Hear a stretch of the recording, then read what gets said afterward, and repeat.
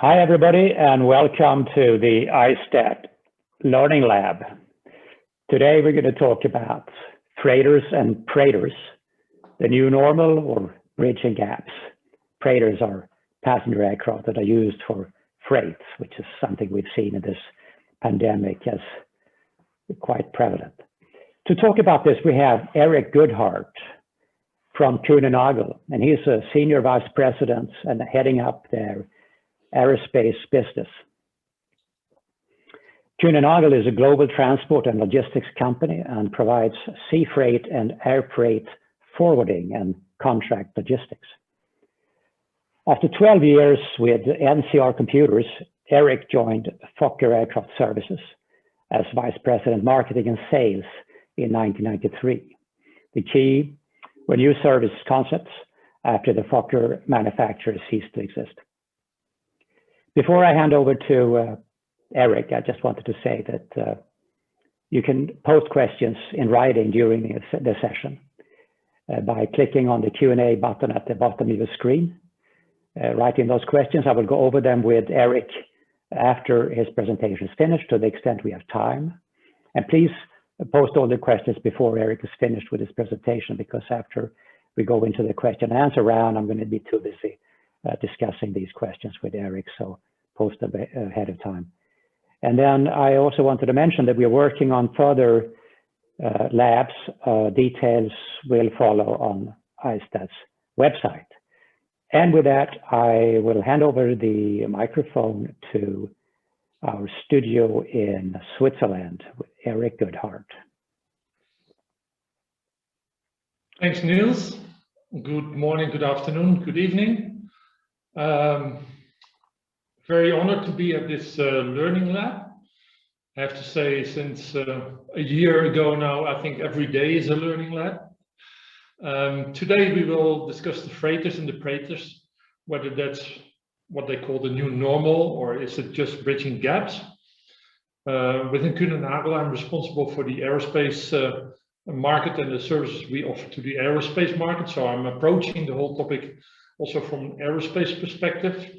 As Niels said, I used to work for Fokker in the past, and also there was a member of the ISTAT. So very proud to be now part of this, that we are part of this community, and as well as have the ability to share some views. Before doing so, let's go back to the 90s, because is it really all because of COVID and the pandemic? In the 90s, as said, I was working in Holland, and by then Preighters were not mentioned Preighters, but there was already airlines like Martinair who took out the seats during the night and provided packs, cargo on certain routes, and that was called the quick change in many aircraft. Also, of course, famous out of those days were the combis, the 747 combis, but especially on the Preighters, there were packs conversions, quick change conversions for cargo. So it's not that new. However, this time the environment is different. That's why we need to address it differently. So in the first section, I will take you through an introduction on what Kuehne+Nagel does, just to show where we are. Then the aerospace market of today with some recent news up to today. I mean, it's very typical that this session is at the day where two big leasing companies are in discussions to join forces, let's say it as far as we can say it. Very, very impressive. Then we go into the air logistics market, give you a little bit of an insight how you can look at the market in relation to the need for freighters and Preighters. Then the freighters and Preighters itself, and how sustainable is it? What's the market look like, and is there enough response? And then is it new normal or bridging gaps? And I will add an additional topic to that in relation to other financial oriented approaches of the freighter market and the aircraft market, because there's something between black and white as well. So on Kuehne+Nagel, we are a simple company. Logistics. So we ship from A to B. Or Well, to be honest, on every single shipment, there's approximately 16 steps, which has external interfaces to be managed. So you see on the left-hand side, the port services, the origin services from loading up to the custom clearance at the origin. And on the right-hand side, you see after transportation, customs at destination, the truck loading, and the more and more important becoming final mile delivery. And in between is the light blue, which means international transport by road, sea, and or air. And specifically for this session, it's about air mostly. And in that context, we look at commercial airlines, BA, Singapore Airlines, Delta, all others. Cargo airlines like Airbridge Cargo, Atlas and Cargolux having full dedicated cargo operations. Then integrators like FedEx and UPS, that was already in the introduction video, and especially for the smaller parcels. And then the landscape or value chain changing dynamics like Amazon Air, and we will come back to that. For you as asset owners in the pandemic, the key logistic needs at the moment are aircraft on ground support because the whole supply chain is disrupted. So when you need a part, you need it to fly it. Repossessions of aircraft, I can tell you the past few months, half year, from the most remote locations in the world, we shipped engines out. That's good to have that global network. And once an aircraft is planned or unplanned out of lease, hopefully there will be new airlines who just want a different interior. And then we support that by a refurb package or called KN interior chain. And recently in December, we said, let's connect the dots and support aircraft conversions as well, as that market is pretty tight.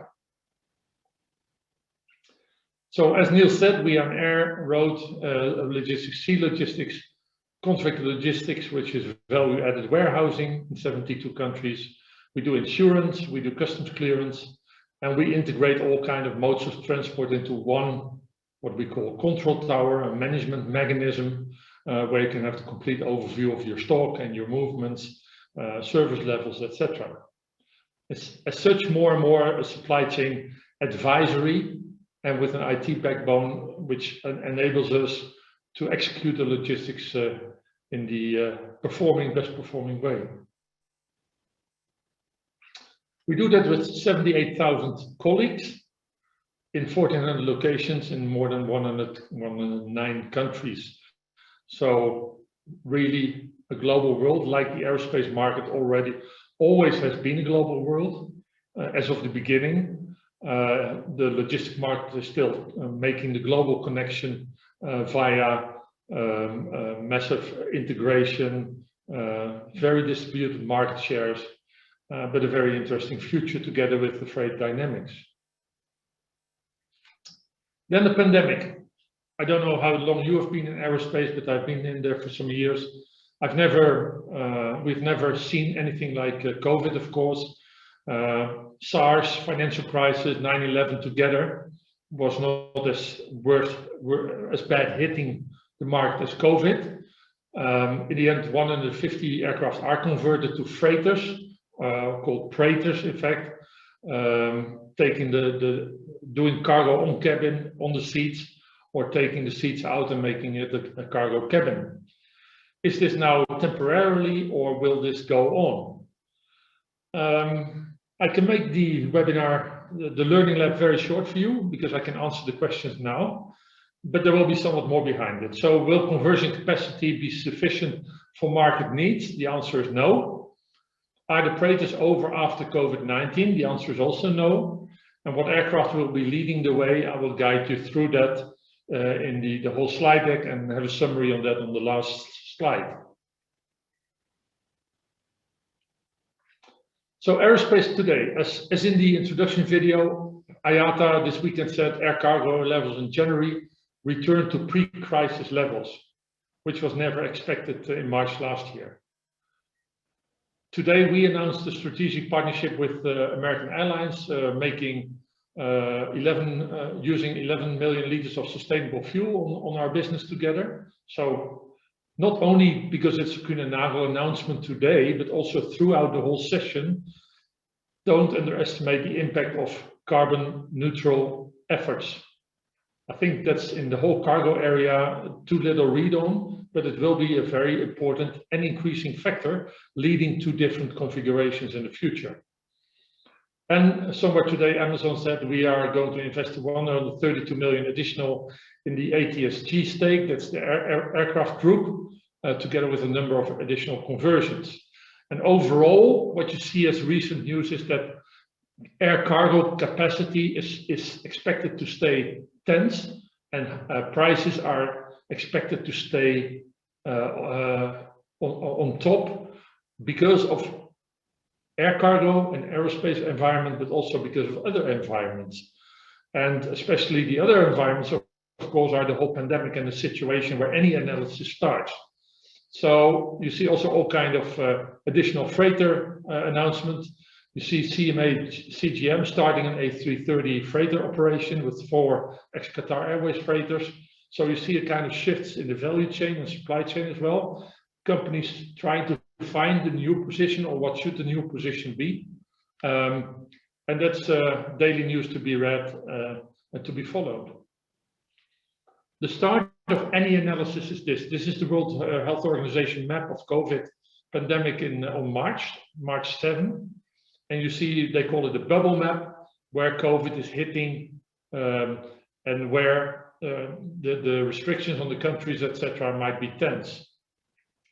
So whatever we do in analysis, we look at key factors, being the vaccine. And yes, the presentation will be available on ISTAT for ISTAT members afterwards. So that's a question which came in. The vaccines are ramping up rapidly. I just talked to colleagues in the US. It's going massively ahead there. On the other hand, there's a second, third wave, especially in Europe, which is causing more lockdown than ever expected. And all the countries are determining what they do. Then we look at the passengers, the leisure travel in the US. It's back to 1 million domestic travelers a day. But in business, it will never recover the way it was pre-COVID. And executive travel or business jet travel is back already at pre-COVID levels and expected to go over. And in cargo, the whole discussion is on the belly cargo on passenger aircraft. In the belly, a lot of cargo is being flown usually, but not now. And the freighter development. If you have that environment, then you can enter into the airline section with what airlines will do, what they will put on aircraft, on what routes, for what reason. And overall,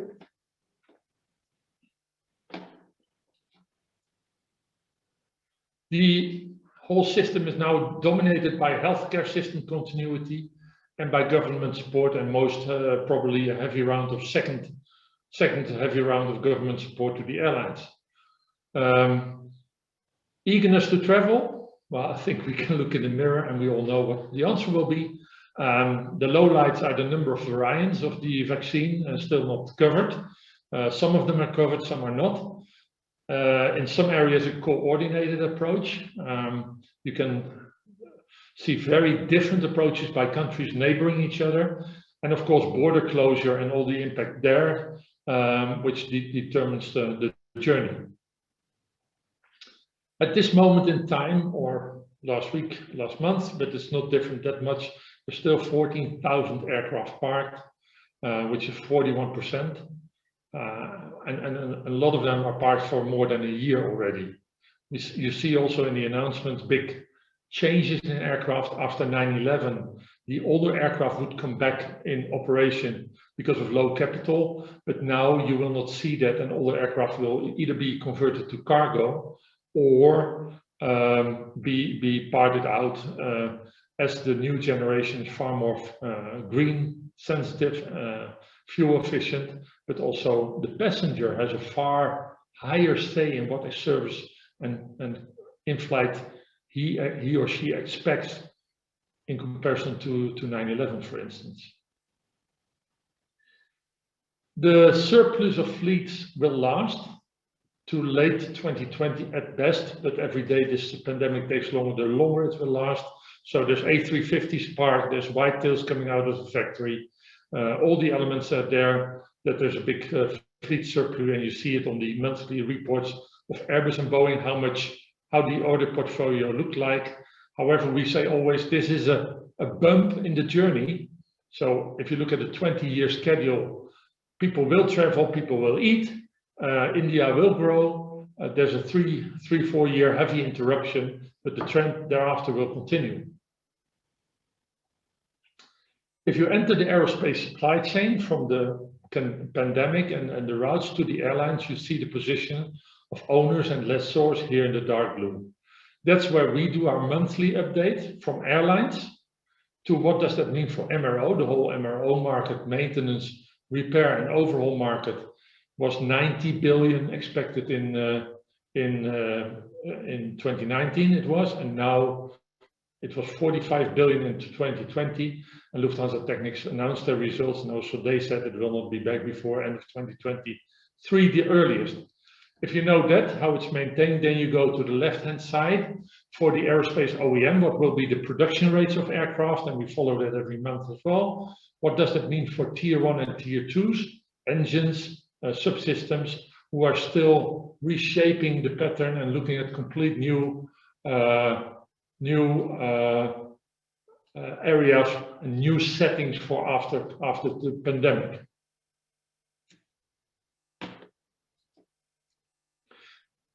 Somewhat more internal kulinaro, but we then look at what does that mean for production logistics, for parts going into the aircraft production line.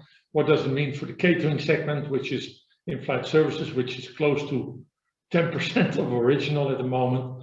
Engine transports, because especially bigger engines need specific equipment. What does it mean for supplier management and spare parts? How can we predict what parts are coming? How can we lower the cost in the supply chain, and especially lower the stock value, which is still crazy high in the aerospace supply chain? And how can we support AOGs and really time critical support for that specific part, which is now needed as part of the disrupted supply chain? And for that, we are happy to have Sterling as a kulinary company acquired for in 2018, also for the pharmaceutical and for the aerospace segment. Since end of last year, we started to connect the dots. We said, well, we are a big cargo provider, the #1 in the world for air freight, but we are also daily talking as an aerospace logistic provider. And what we learned is the passenger to freighter conversions would come to a really tense period ahead, and not only for a few years.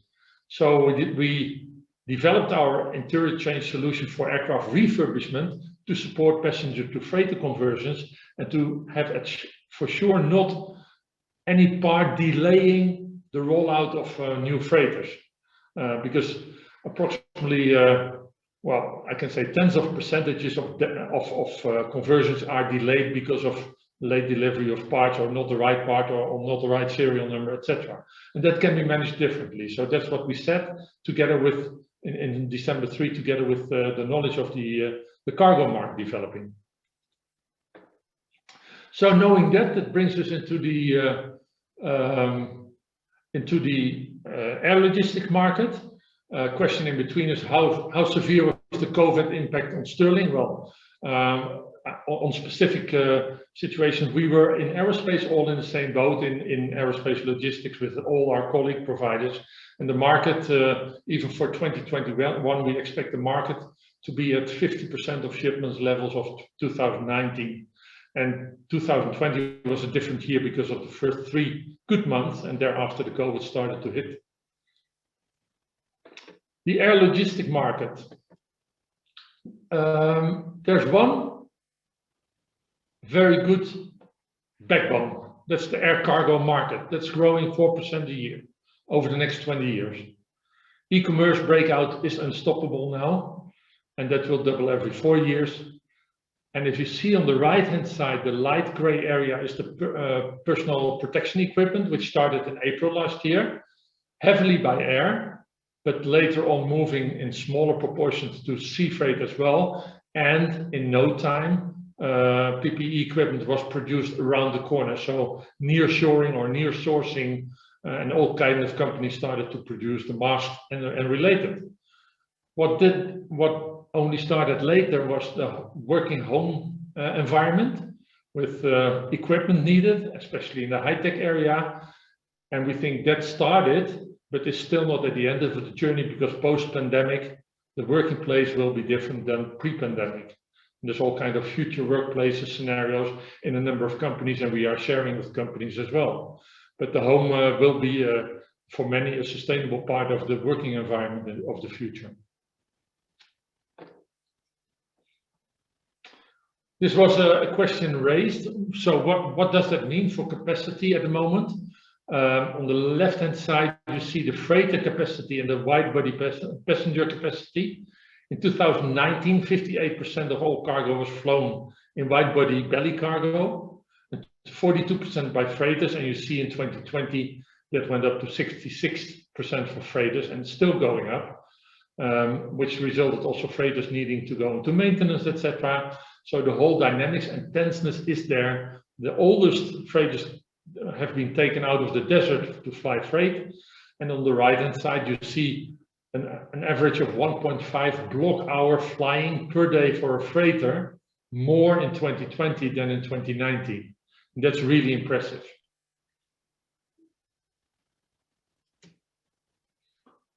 And then the market with regard to rates and tonnage, on the right-hand side you see in light blue the rates going up. As you see here already, the tonnage coming back to pre-COVID levels as per a slide of IATA, and capacity still not fulfilling the gap. And that's mostly because of the belly cargo capacity. And this will not change the upcoming months as well, because we can only talk about moderate congestion or high congestion at the moment in the air freight market in the upcoming 6 months. And here you see the predictions, which are also tuned daily, weekly, if not daily. So belly cargo capacity is still 57% down against pre-COVID, and that gap will not be filled because, as you know, there's not that many wide-body aircraft flying at the moment. This is how we follow bi-weekly. So on the right-hand side, you see the capacity development, and between Asia and North America, it became a little bit greener in the 2 weeks after this one. I just got the latest slide this afternoon. And on the below, you see the belly capacity being 57% still below last year, while the express freighters are 22% up and the airline freighters 21% up. And I can tell you in the last 2 weeks again, that increased by another 47% on freighters. So that market is really tense and sustainable tense. E-commerce, the final mile, recovery 2024, black and white thinking. I will give some thoughts to share later on. And one of those thoughts is that the seaport congestions, we never look at sea freight, but because of COVID, there's a low number of containers, and containers are not where they are needed at the moment. At ports, etc., there's a lot of people who were on temporary leave or full leave, or who were fired, to say it not nicely. And now there's a lot of port congestions. We have a worldwide online database where you can see how many ships are laying in front of a port waiting, and when we expect that will be released. So sea freight put another pressure on air freight capacity, because sea freight is unpredictable like never before. We had a session with our board member for sea freight. He's in the business for more than 40 years, and also he has not experienced this before. And on top of that, the supply chains are interrupted. You see a lot of recovery actions in automotive now, with massive number of parts for automotive shipped out, and a lot of ad hoc recovery support in scenarios not experienced before.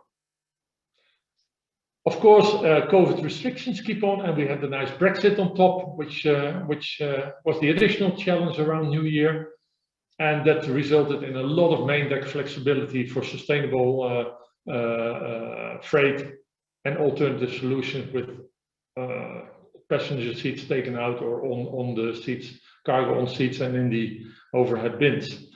And the acceleration of P2F conversions have already started. One question was, how has the typical cargo density changed during COVID, and what will it be like post-pandemic? Well, I hope I showed a little bit also here in this slide. 57% down. Load factors up like never before in cargo, and that was the pandemic and is the pandemic, and on top of that there's a number of other factors. The other question is, when you mention KN interior chain, does that mean you have internal KN operated expert teams capable to provide passenger to freight conversions? The answer is yes, and I will show you the conversion value chain later on.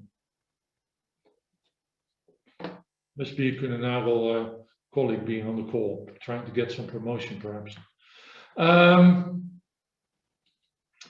On the vaccines, because there's a lot of stories on the vaccines as well, before concluding the air logistics section. Vaccines was all about early investment in infrastructure to make it available, and as such we are leading the market in that respect in the overall vaccine topic. However, let it not be diluting of focus, because it's only 0.3% of the global air market on an annual basis, 65-70,000 tons.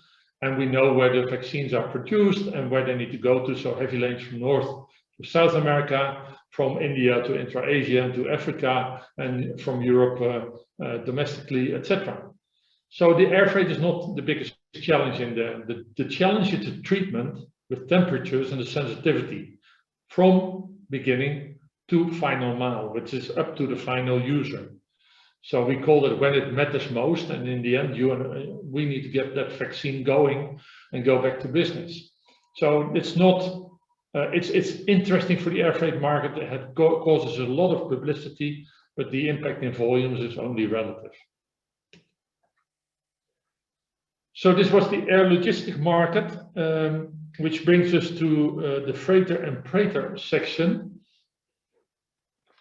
This is where we started early last year, when Boeing predicted the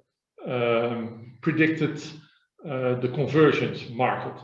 So they said that the freighter fleet is going to grow by 60% by 2039, and of that 60%, 1,500 will be conversions, P2F conversions.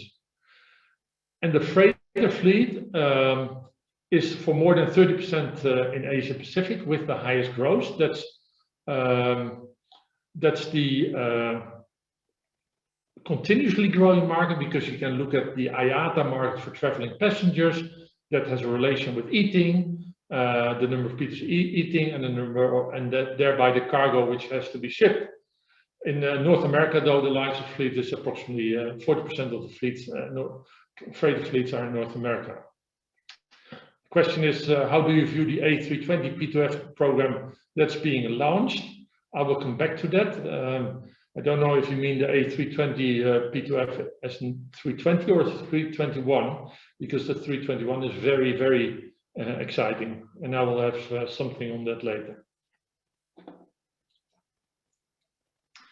So, as a rule of thumb, the target price for a 20-year-old converted freighter is 25 to 30% of the price of a new freighter. So, if you ask about new freighters coming out of the production line, you talk about a few $100 million. And the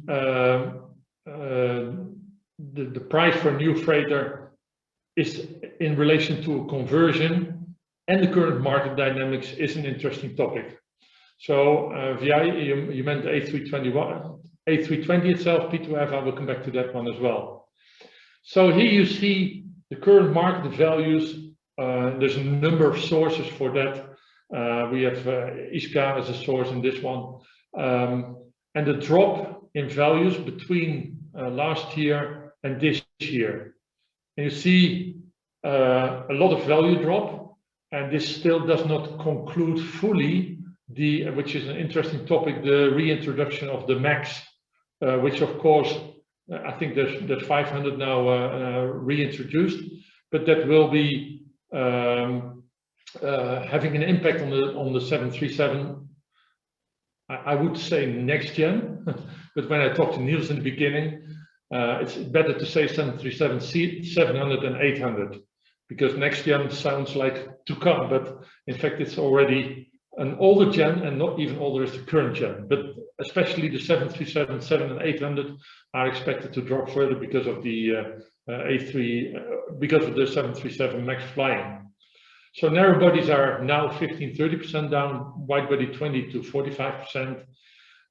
New aircraft will retain their value, also because passengers make selections now to fly newer aircraft. And wherever you see airlines restarting, they restart with newer aircraft. Some European networks are completely flown by airlines by the Airbus 220 or the Bombardier C series. And also when they reintroduced the A3 series, 320 to 330, you see the 330 Neo and the 320 Neo returning earlier than the current jets, current engine options. So the wide-body aircraft were already under pressure due to the pandemic, the 777-200 especially, and of course the additional grounding of the Pratt & Whitney powder ones a few weeks ago caused another pressure on the market, which we have in our bi-weekly as an update. But overall, the slow recovery of long-haul flying will be reflected. And the slow recovery of long-haul flying will especially be in the business class section, which is the moneymaker for airlines. And we expect business travel not to be coming back as before. I think we all see that around us. These kind of interactions will take a sustainable place. And in doing so, the profitability will still be under high pressure, which again confirms the need to ship cargo. So premium economy will be an overall accepted new trend, as you see also that Emirates is now introducing it into the A380s, which huge success on load factors. I mean, relatively load factors in the COVID pandemic. So this is an overview, and perhaps here I can address the questions here a little bit as well, where you see on the horizontal axis the range with the payload, the nautical miles, which is nautical mile is 1.8 kilometer, and the maximum payload in kilos. And you see the whole pattern of cargo converted and cargo aircraft coming out of the production line. A few topics. There will be a big increase in the regional jets and smaller jets like the CRJ 200 and the perhaps Dash 8, but also ATR has the 72-600 now in the cargo version because of the final mile. You can ship a lot by aircraft, but if you really want to reach the e-commerce consumers, you will go into remote areas in Canada, in Indonesia, to 11,000 islands, in India and wherever. So that will be sustainable. The A321-200 P2F, which is now flying for Australia Post, is really a game changer, especially because of the load factor in relation to the total operating cost and range. Roughly saying, it has the capacity of a 757 and the operating cost of a 737. So it is very attractive. And then on the top you see the 747, the last 8 leaving the production line. I wonder if that will be the end. A very needed aircraft sustainably as well. And the 777 ERSF in heavy documentation work to be converted as a sustainable new part of the freighter family as well.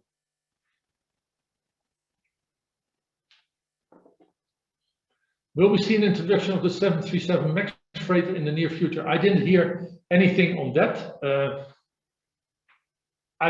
We see there will be a rapid acceleration of the conversions of the 800, especially the MAX. I think hopefully will fly a lot of passenger flights before any talk on conversion. So I think conversion will take, as said, usually a number of years. But the MAX is now starting to fly only in the passenger segment. Perhaps when the new generation of after MAX and after 3 320neo will come, then that might be the next candidate. There's one thing, of course, which is the fuel consumption and the carbon offset commitment, which is more with the newer aircraft than with the older. So for any freighter conversion, there's a supplementary type certificate needed. Type certificate is the driving license of the aircraft. So Boeing, Airbus, they have the type certificate. Supplementary is something additional to the standard type certificate. It needs to be, it's a lot of paperwork. You need approvals for that part 21, production organization approvals. And the common STCs at this moment are for the 73, also the 3 and 400, the 800, 75, 76, 777, 300ER. And for the Airbus series, including the A320 already, and A321 already, and the A330-300. They are developed. It will take quite some time. A conversion takes time, but the paperwork up front does take more time. And there will be STCs for newer aircraft, quote unquote newer, like the A321 now. If you then look at the conversion time and cost, it's a little bit strange that, especially for the bigger aircraft, the conversion costs are ramping up to perhaps the value. But the times you talk about a number of months in conversion, depending on the type of aircraft. And I mean, we say here 8 million conversion, but one of the latest is, for instance, the 757-200 is 5.2 million conversion cost. But and that's the range where we are talking. But together with the cost of capital and the operating cost, that in the end provides a lease cost of 100, 200, 250,000 or even higher. Conversion times are currently longer. The production conversion lines are full, and you can add additional lines. However, that doesn't mean that the supply chain is ready to support those additional lines. For 2021, but even up to 2022, a lot are booked with Elbe, Flugzeugwerke, and IAI in Israel. And they are adding lines all over the world. Boeing has certified a number of companies to do conversions, but still there's a whole supply chain behind it, which I will share a little bit later. There has been a debate about the viability of the 777-300 ERSF against the 777-200 LRF. Based on this, will we be seeing a large uptake of the 300 ERSF? Yes, it still needs to start, but the 300 ERSF is in consideration with a lot of cargo providers, cargo airlines.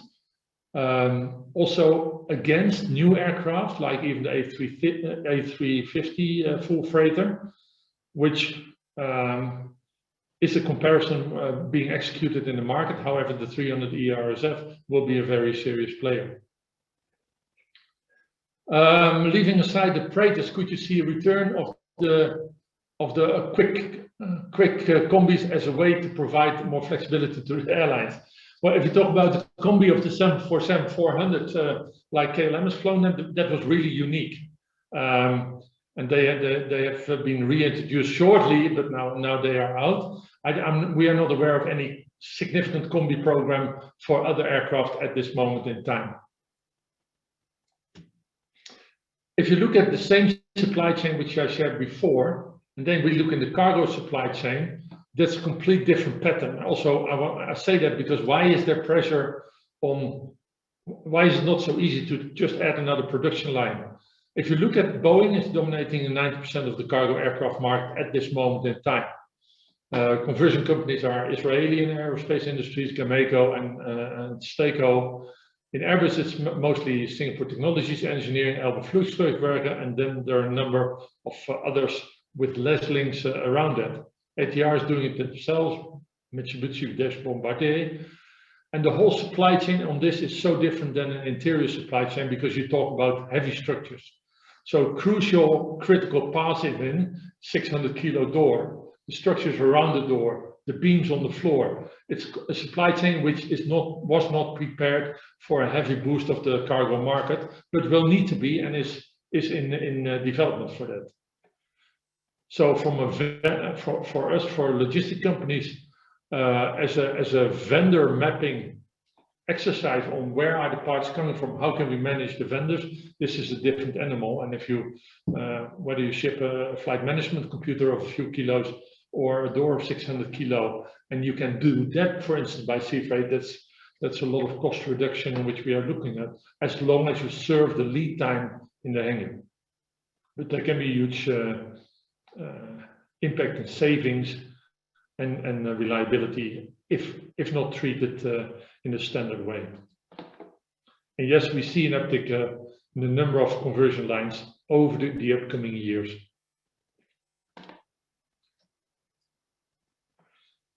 Another topic in the freighters and Preighters is a new phenomenon called long-haul narrow-body. JetBlue started, I think, early this year, late last year, from Los Angeles to the Caribs, and there will be flights transatlantic with long-haul narrow-body in the very near future, if not April, with a decent business class, as if you're flying wide-body.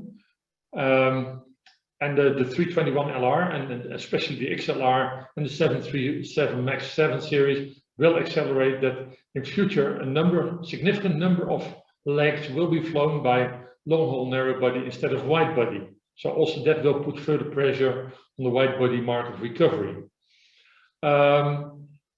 It's efficient, it's money-making in the new setting with those type of aircraft. However, what does that mean for cargo? A lot. Because there's limited cargo capacity available, because you need additional fuel tanks for long-haul narrow-body. So an A321, for instance, with the fuel tanks, that costs 3 ULD spaces. So an A330 can do 26 containers and an A321 only 7. So this is what I don't see in any of the financial market reports. But if this is the case, that long-haul narrow-body will take a significant part of the intercontinental flights, which I think is unavoidable, even by Qatar Airways, they will do that. That will have a pressure on cargo more than currently predicted. Question in addition to the A320 P2F question, your view on Sky Courier 408 by Cessna that's being launched by FedEx. Does this fit in with your last?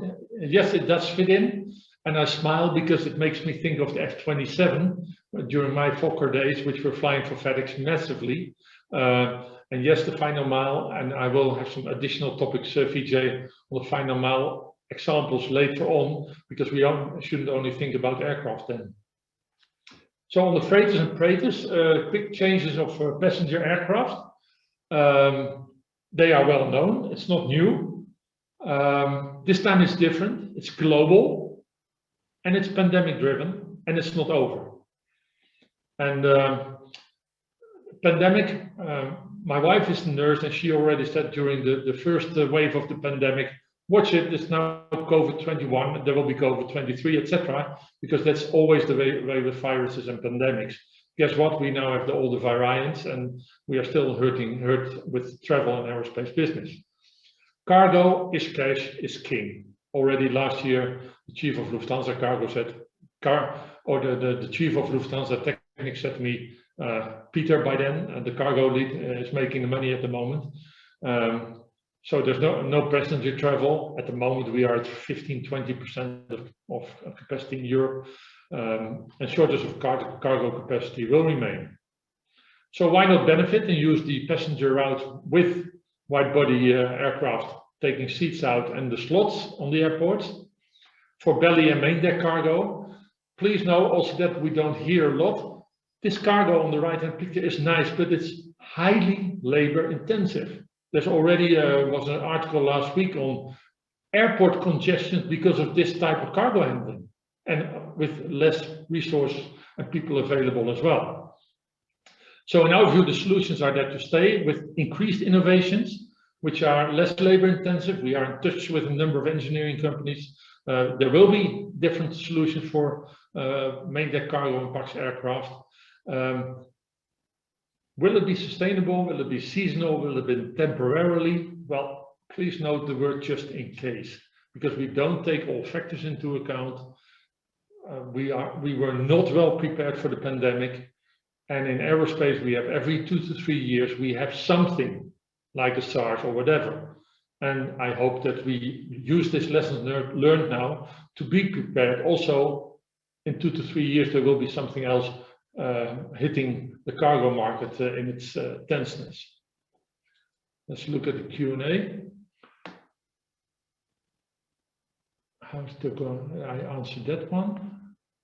Okay, I don't see new Q&As, but if there is, then I will answer. Overall, the supply chain is disrupted.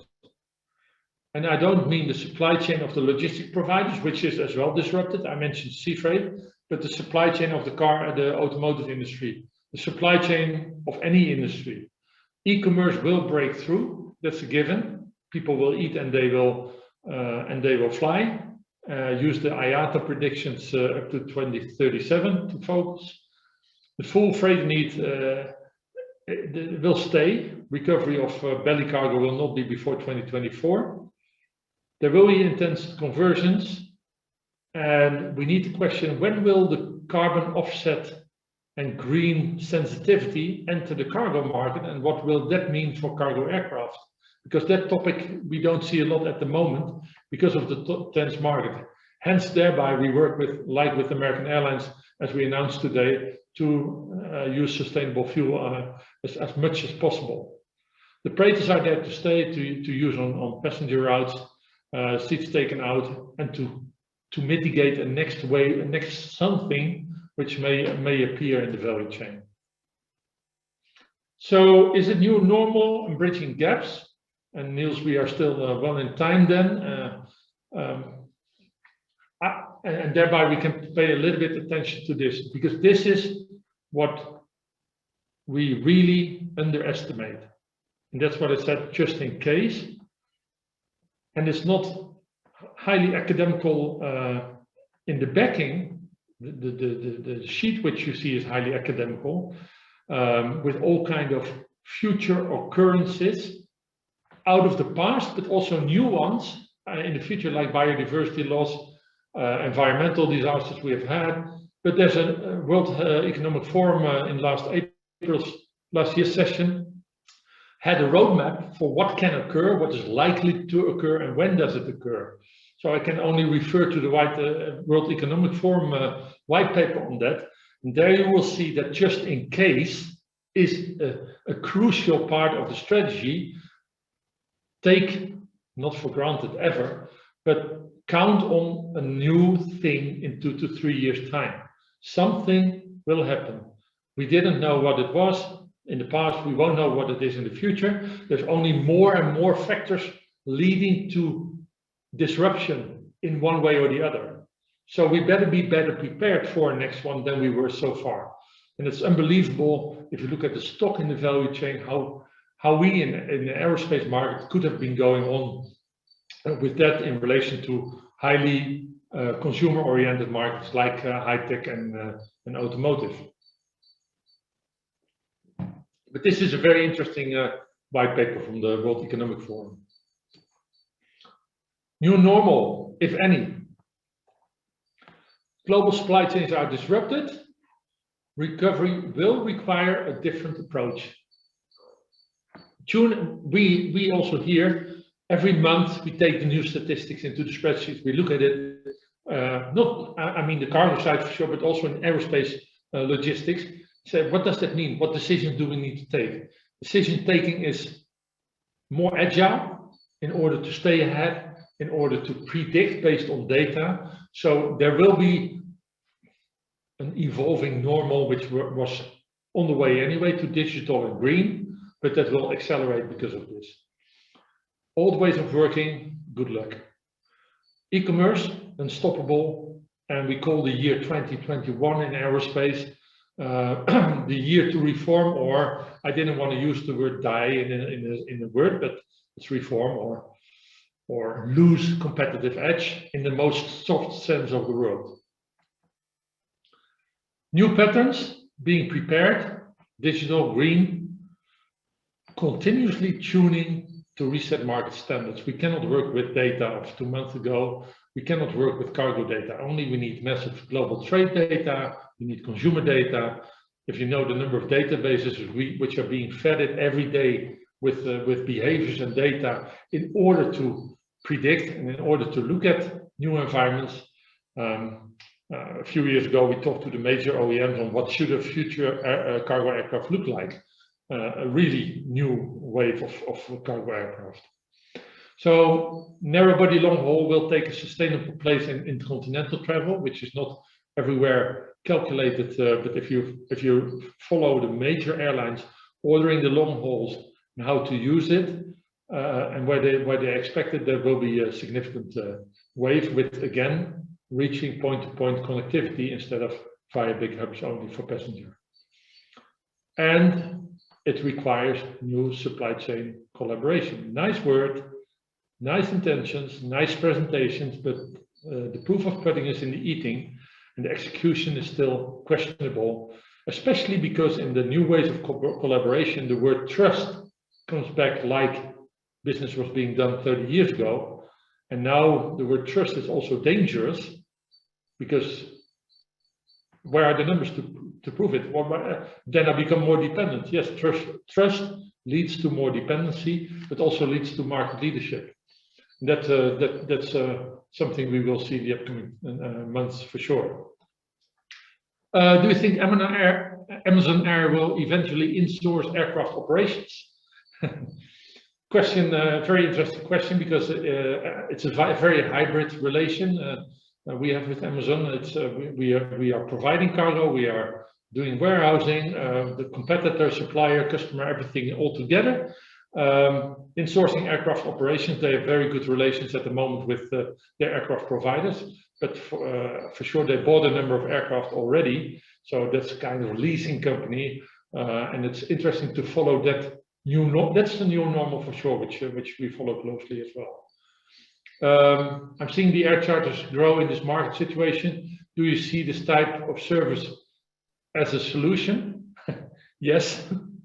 In a number of ways. There are standard routes for asset-light logistic providers like ourselves. On standard routes you have capacity. But for the automotive segment, if you know the number of charters we did in January only, that was more to recover the supply chain. That's more than I think we did whole of last year. So charters will be also because of lack of capacity, because of lack of congestion in the sea market. All those elements come together. And as I said, our learning lab is every day. So very, very dynamic. Bridging gaps, Preighters are there to stay with quick changes, whether for the summer or winter season or the other way around, or for a week or so. But the solutions and even the STCs, like with Jamco for the 777, even the 200, there will be sustainable solutions. However, I think also if we talk, let's say 5 years from now, the type of solution for main deck cargo and passenger aircraft will be different, will be less labor intensive. One way or the other. There's very interesting developments going on. I hope they will materialize soon, because the labor intensity of these type of flights can can make airport operation congest in the rebound, where they need the slots and the turnaround times of aircraft back to the competitive level. And now you can easily unpack a freighter at a main deck cargo at an airport, because there's anyway a little number of flights going. So main deck cargo, yes, less labor intensive solutions will be upcoming, perhaps even some of them announced this year. And just in case, so you need just in case solutions, quick, agile reacting, also in the future. So new normal or bridging gaps in the Women's Week. A fantastic aerospace colleague of us in the picture here. With Kuehne+Nagel, there's 130 years plus backbone on reliability and performance in this market. Again, also this is for us very interesting and dynamic and learnful. But for sure, we see the A320, 330 and 321 in the arena, the 737-800, 700, 75 as long as they are available, 76 as long as they are available. 7478, perhaps even longer, question mark, the 777 ERSF for sure, and the regionals. Perhaps the A350 freighter is being discussed, the Boeing 777XF, knowing that the Boeing 777X will in passenger version already have a late introduction for numbers of reasons. So perhaps I would say as a freighter version. And then to come back to the earlier questions of Vijay as well, to follow all kind of new PAX main deck solutions. The combis, was questioned, not any news on that, not any information on that it would be coming back, but for sure, and that's what I mentioned, Vijay, the vertical lift and drones needs to be taken into account for the final miles. The drones, of course, we do here already for pharmaceutical purposes into remote areas, but everywhere it's being, but you need a low flying zone because in fact it's an aircraft and that's the way it will be treated. And vertical lift is by helicopters, where we still don't have a lot of news on cargo, etc. Only incidental, but that's vertical lift can help for the final mile as well. So Niels, this is what I wanted to share up front and open for any questions which I can answer, and if I cannot answer, I will openly say so. All right, thank you so much, Eric. I think that a lot of the questions that came in have been answered, and some of those were answered in the course of the presentation.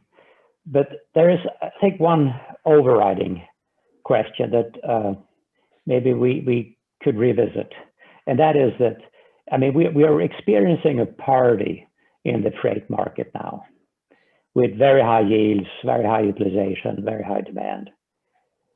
But as the belly capacity returns after the pandemic, will the party be over? Will we face a hangover?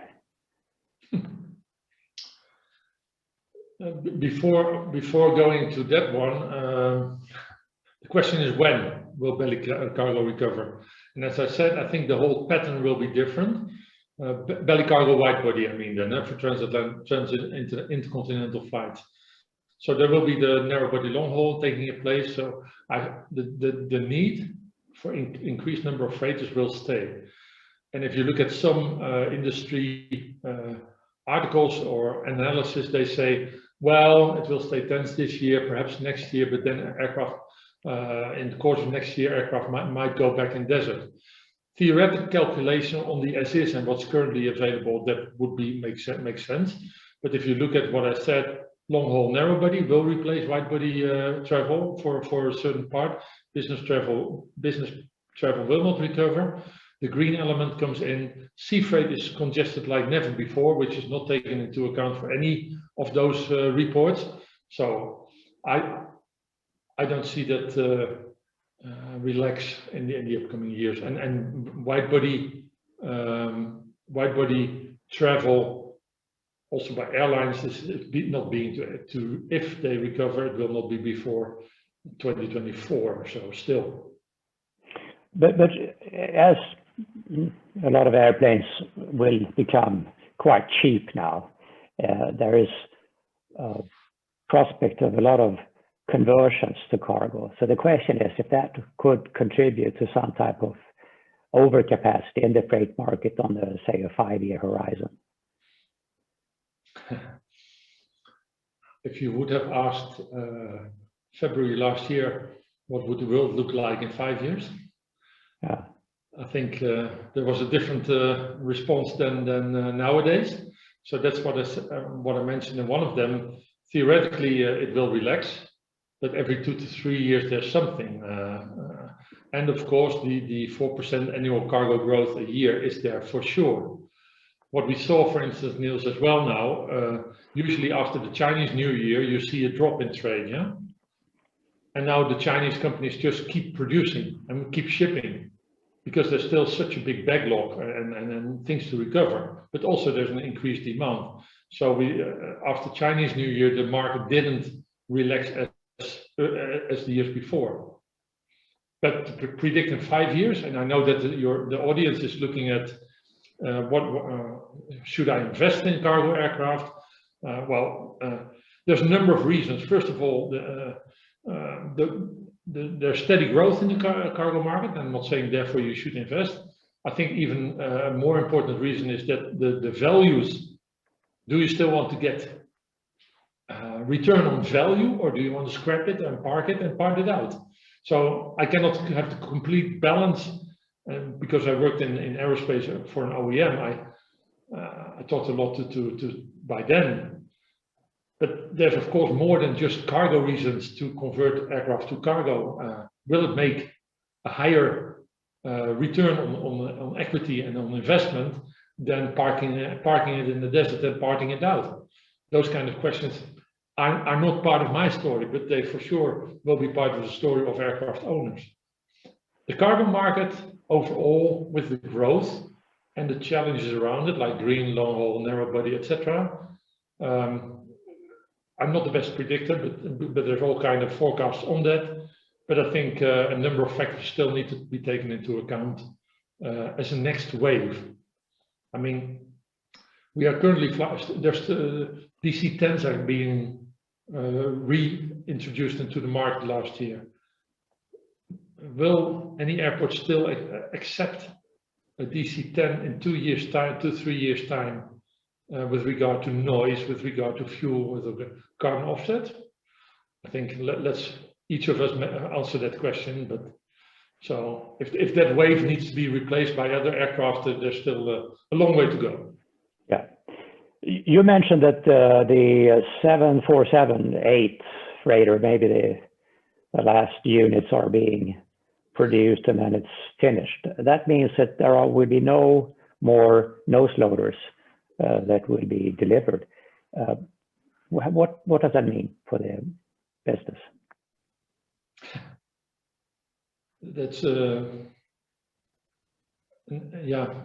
If I say it diplomatically, an interesting question, because if I say it non-diplomatically, it's a very important part of the cargo market, of course. And if last year, February and before, we would not have this discussion, because 747-800 freighters were out of the factory, flown into the desert, and now they are, we cannot do without them. So the number of wide bodies, I have this somewhere as well, last year went up by 55 wide body aircraft more during the COVID pandemic. So you see now the 747-800 being rolled out of the production line. The latest announcements, latest deliveries are announced. What will be the alternative? Well, the bigger ones, the Antonovs 1-4, the 225 or 125. When you saw last year that that 6-engine Antonov 125 had a maintenance slot of close to half a year, the whole car market, oh my goodness, what should we do? So there is a gap there still, and so I don't know the solution for a nose deck in the long run at the moment. But how big is that portion of the market that requires a nose loader? I don't have that on the top of my head. Okay. I can. All right. There were some other questions also around specific types. The A330neo, is that the candidate for a factory freighter? Yeah, you know, currently the A330, 300 and 200 are in full production, but the 330neo, as you know, new engine option, highly needed in the passenger network. When the balance between price, value, and conversion and green and all those aspects, like there was a question on the 737 MAX. I don't have any input or thoughts or discussion or rumors that might be ramping up soon. First, let's get all, because there's also so many 330s, etc. available, right? So. And then there's another big. There's another big aircraft that may be looking for, you know, a market, and that is the A380. Is that one that you could convert to cargo in any way? Everything is possible, Niels. It's costing a bit, both in the conversion and in operation. But there was one last year. There was one Lufthansa technician announced that they're going to give it a trial, but that will be that's not a full cargo conversion. That will also be some. And it's a heavy aircraft. It's 4-engined aircraft. It's not cargo friendly, so I don't see that happen, to be honest. Yeah. Although you can buy them quite cheaply at the moment, but yes. But in the Premier League, how do you see the race between the 737-800 converted cargo and the A321 converted cargo? Like I said, the A321 is quite a game changer, as it's mentioned to be operating at a cargo capacity level of the 757 and the operating cost of the 737-8. So that makes it very attractive. And also, so you think it could edge out a little bit the position that the 800 has now? Yeah. Oh, okay. Yeah, although the 800 is of course now dropping in prices, but that's only the capital cost. But I mean, look at the number of A321s announced after the first one for difficult complete value chain of Valair, Singapore Technologies Engineering, to Qantas, operated for Australian Post, and that was the first one delivered. But Valair, I think, announced an additional 9 conversions similar. Yeah. So it will be becoming a significant market player. I had one question about the Preighters. I mean, are there any specific? I mean, you don't need an STC to fly freight in a passenger aircraft, but are there regulations pertaining to safety, loading, fire, and all that stuff? Yes. That needs to be. Yes. Is this complicated or? Yeah, you need to apply with the airworthiness authority for use, and like on the 777-200, Jumbo has a formal STC for passenger jet freighter to make it sustainable. So formally, it is a type of STC, which was because of the need in COVID. But yes, formally you use the aircraft for another purpose than you aim to use it for. And like I said, I really hope that there will become alternative solutions for main deck, because that's really needed now for the upcoming 3-4 years for sure.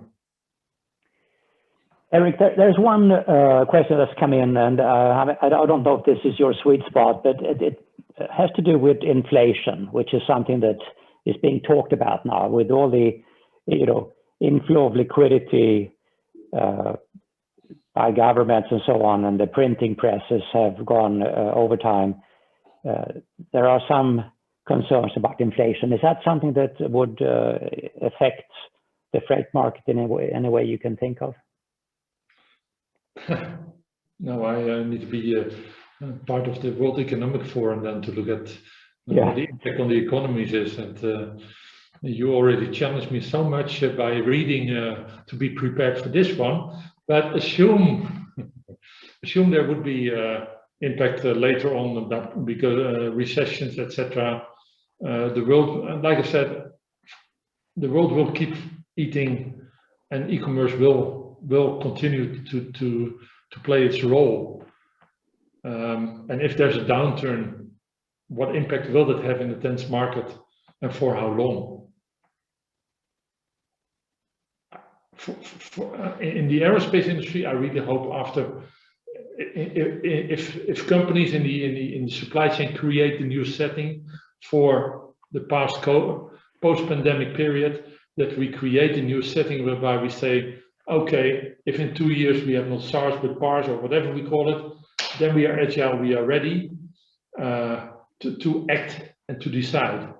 If you now look in the aerospace supply chain still, if you need to do in a freighter aircraft, if there's something, let's say a modification needed on the wing because of something what happened, it's not actual. It was on the wings of the A380 in the beginning. Then you need to go through the whole supply chain, and before that modification and parts are available for the aircraft, it took close to half a year. after having the part. So aircraft were still rolling out of the production line with knowing that it needs to go back in the hangar to be updated. And that's, if you compare that with automotive and high tech, we can always say, airworthiness, and it's aircraft, aerospace is low volume, high value, but that's not the excuse not to look at other benchmarks. Huh? And we need to become more agile all over. Eric, I think that most of the questions have been answered, and I want to thank you for a very deep and thorough run through of this segment of the market, which is seeing good results, which is unusual for the aviation market as a whole. So that was very interesting. So thank you so much, Eric, and thank you everybody who listened in. And we see you back later on in the learning labs. Thank you. Bye for now. Bye.